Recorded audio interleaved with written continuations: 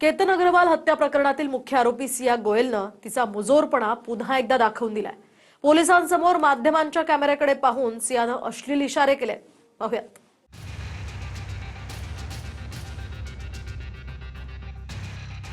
होणाऱ्या पतीची हत्या करूनही सिया गोयलचा माज काही उतरलेला दिसत नाही। मीडियाला पाहून कॅमेऱ्यासमोर सियानं अश्लील हातवारे केलेत। केतन अग्रवाल हत्या प्रकरणातील मुख्य आरोपी सियाला पुणे पोलिसांनी तपासासाठी तिच्या घरी आणलं होतं। तपासानंतर परत पोलिसांच्या गाडीत बसण्याआधी मीडियाकडे पाहून सिया गोयलनं अश्लील हातवारे करत बोट दाखवलं।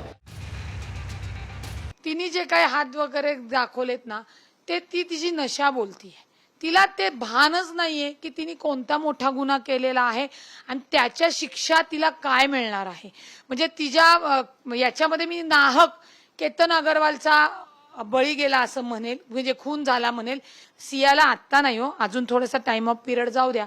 3, 6, 7 महिन्यात 8 महिन्यामध्ये कळेल जेल काय असतं। एवढं सोपं नाहीये, पण ती जे बोलतीये ते नशेमध्ये बोलतीये, त्यामुळे तिला तो हँगओव्हर आहे। तिला वाटतं आपल्याकडे पैसा आहे, आपण वकिलाला पैसा दिला की बाहेर येऊ।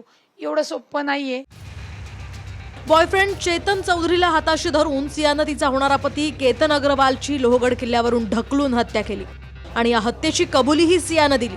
पण एवढं करूनही बापाच्या पैशाची हवा डोक्यातून निघालेली नाही।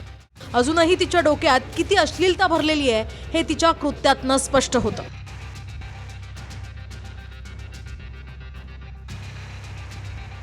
पोलिसांनी मोबाईल फोनमधला data, WhatsApp chats, call details record गोळा केलेत। तसंच हत्या झालेल्या लोहगडावर सीन रिक्रिएशन सुद्धा केलंय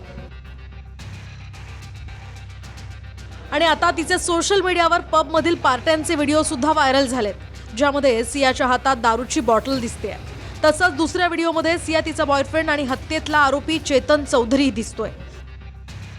तिच्या आईला कळलं होतं, कोणीतरी सांगितलं ही दारू पिते। तिने विचारलं तर बोलले नाही मम्मी कभी कभी, तर ती म्हणजे मला चालणार नाही लग्न झालं। तर तिने त्या आईला प्रॉमिसही केलं होतं मी दारू नाही पिणार।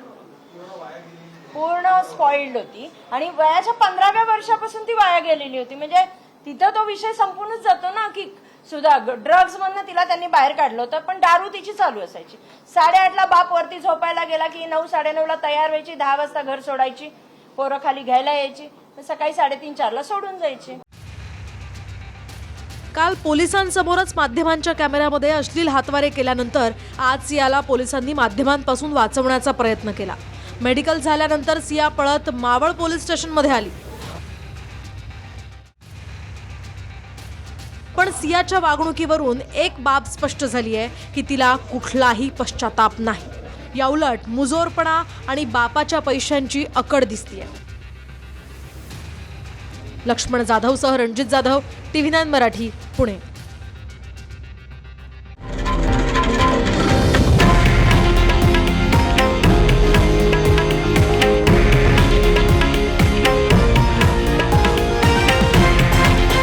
हे आहे देशातील नंबर 1 न्यूज नेटवर्क आणि आपण पाहत आहात TV9 मराठी, एकमेव।